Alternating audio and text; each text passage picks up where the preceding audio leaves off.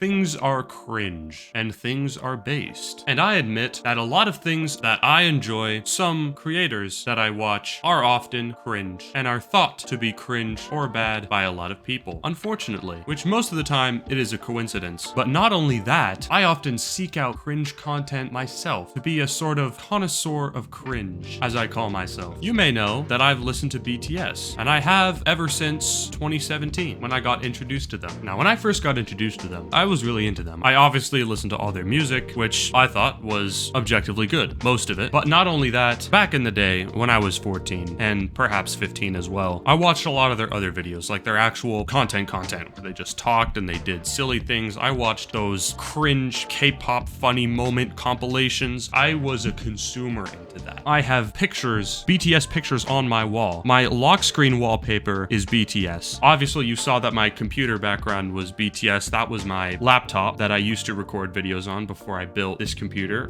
Whenever you saw my videos go from 720p, always from 720 to 1080p 60 frames, and I got a consistent 75 frames. In Shell Shockers, if you go back to my Shell Shockers videos and you look, once it switches to 75 frames, that's when I built my computer, by the way. But my old laptop background was BTS. I used to have a wallpaper slideshow app on my phone that would show a bunch of random BTS pictures, funny pictures, memes, whatever, just pictures of them. And I've definitely moved away from all that content. Right now, I just enjoy their music. And part of that was a self-realization of, this fan base is really cringe. It's like, these videos are it's just not it. I stopped watching the content because it's like, editing style was kind of cringe. There were definitely funny moments. It wasn't that great. You know, honestly, I just like their music now. I don't follow them at all. I don't know what the hell's going on with them. And I haven't for 5, 6 years, or 7 years, however long it's been. I just like their music. And it's like, I have to admit, some of their content is cringe, but I still enjoy their music, no matter what people say of them. And obviously, you know, if you look at everything people say about BTS, or especially BTS's music, because, you know, I can kind of get behind saying BTS are cringe, but about their music, people hate an artist or a creator or someone famous just because they hate their fan base. It's a phenomenon that's easy to understand. And of course, the K-pop stans. And I've never interacted with or had any interest in whatever any stans are talking about, apart from that short period of time where I did watch their content and was into the ships and the biases, of course, which I grew out of. But I never went on social media and talked with them. I might have to admit, at some point, I could have been a K-pop stan. The only difference is, the only thing I didn't do would have been to go on social media and talk about them, which of course I never have, and I never look at it. And because I am of the opinion of every other mentally sane person that K-pop stans can be overwhelmingly cringe, especially when it's so big of a thing. But on the flip side of that, everyone hates the K-pop stans so much that whenever they hear anything from them, they are automatically turned off to it. I can't speak for everyone, but I think that happens a lot. Oh, BTS, horrible. Even if they were to listen to a song, they just have it in their head, that cringe picture of BTS that they saw once, or that absolutely annoying girl on Twitter that pushes K-pop all to your timeline. Another girl from that community, another girl from that community, and another girl, and you try to avoid them as much as possible, but you just see this because it's so big and popular, no matter how many times you try and block those accounts, and you remember that, and it's like, oh, this is a BTS song. It's like, okay, this song, oh, that must be BTS. I've heard that song on an edit before that I had the misfortune of clicking on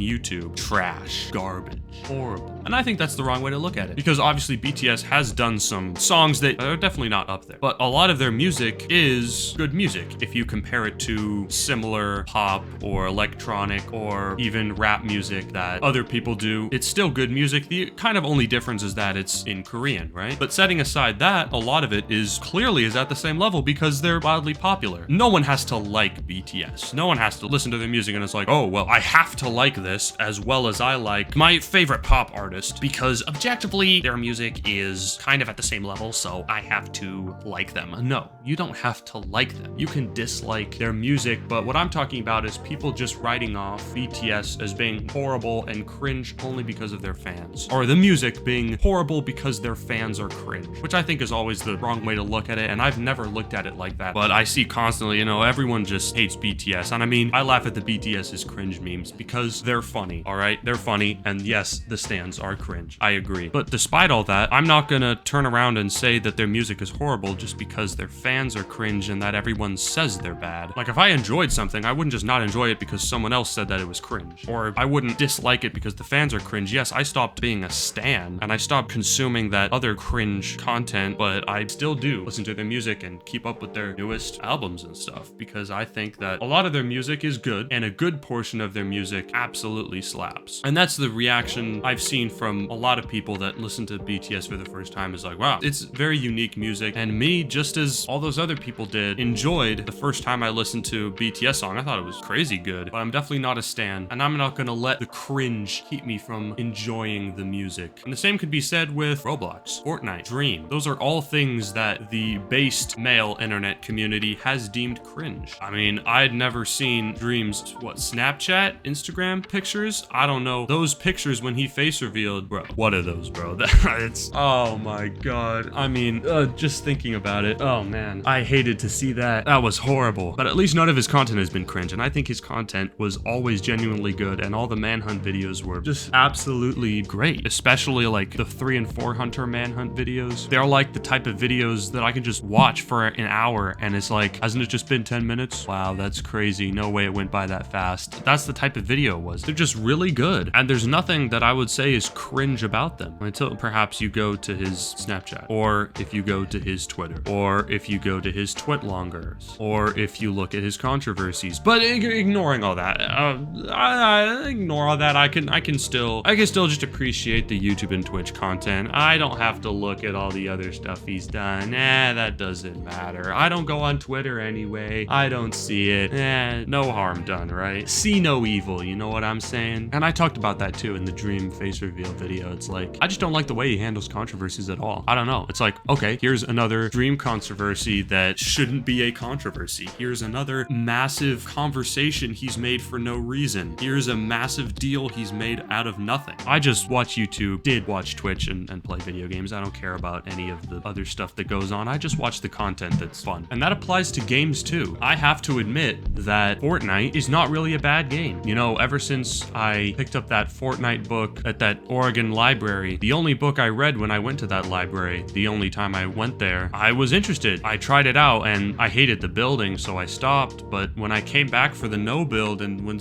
lots of YouTubers were making content around it, I enjoyed it. I enjoyed the mechanics until obviously they changed it all. And then I was reminded why I don't like Fortnite, because they just change everything, and it's annoying when they change everything, and it's annoying when they add game-breaking mechanics that change the entire way you play the game. I don't enjoy that. I don't enjoy them adding things like lightsabers and kamehamehas, if that's what you call them, and things like that, which is why I stopped playing after the no-build season, the original no-build season. Until now, I've actually been playing Fortnite a little bit with some other people, only with them, not solo, just because it's a thing to do. It's like, oh, hey, we're playing Fortnite. Oh, you're not playing Valorant? You're not Valorant players? Oh, well, I guess I'll dust off the old Fortnite and pop that open. They actually play on builds, so for the first time, I'm actually learning how to build, because I never built before. I never knew how to. It's just, I like it, and I understand the game. I understand the mechanics. I understand Fortnite, so that makes it more of an enjoyable game because I actually understand it. But I still haven't played it solo since no build, and I'd still much rather play Valorant. I really don't care that much about it, and I know that it's all gonna change, and I really have no reason to play it other than with other people. But I'm not completely opposed to it just because of its reputation. You know, Fortnite kids, bad, cringe, and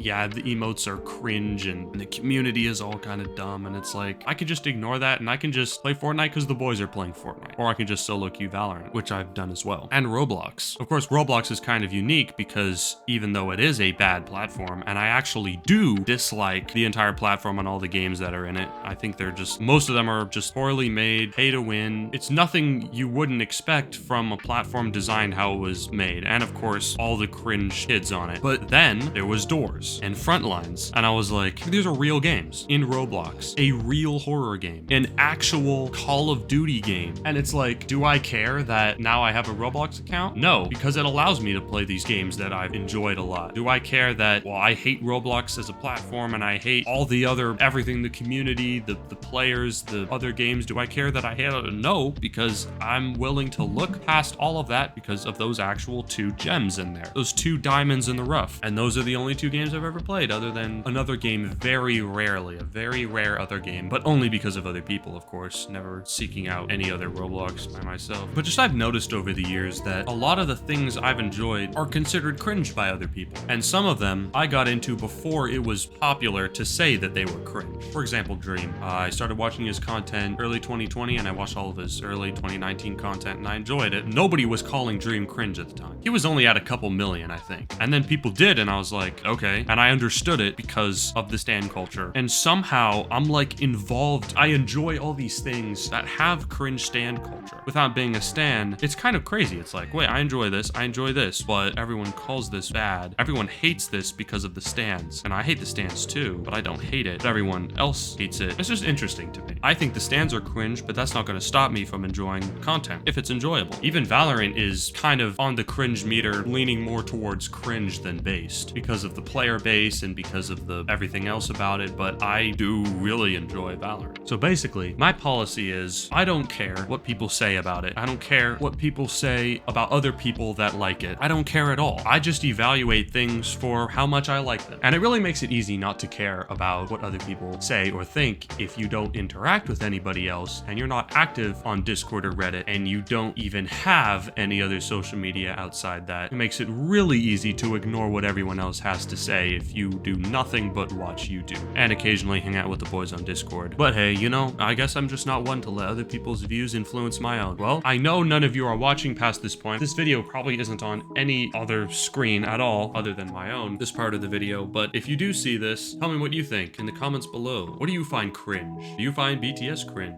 Or just their stans? Or maybe you find them cringe, but their music's alright, and maybe you hate Roblox, but you enjoy a game of Fortnite. Tell me what you think. Is Dream a cringe-ass hoe? Let me know. And I'll see you in the next video of my opinions on things, and have a nice day.